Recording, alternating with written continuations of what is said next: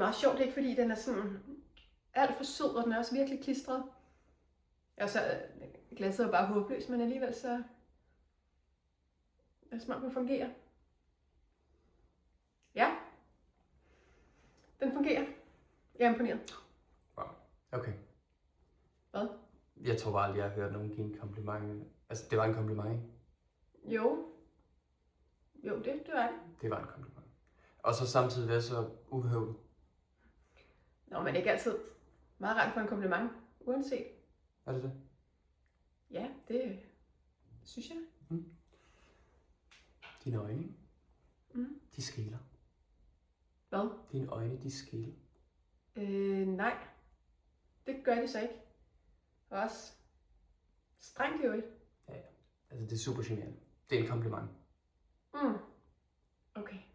Sjov. Rigtig sjov. Du er fra Wellside. Ja.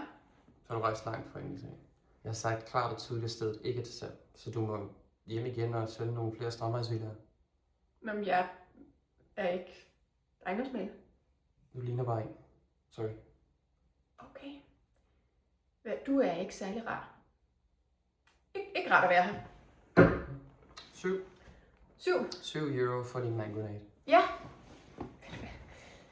Det skal du bare få. Og vi tager kun kontanter. Det er mærkeligt, at I ikke har flere kunder med den fuldstændig formidable service, I udøver her. Så er kunder. Og vi har ingen byttepenge, desværre. Mener du det?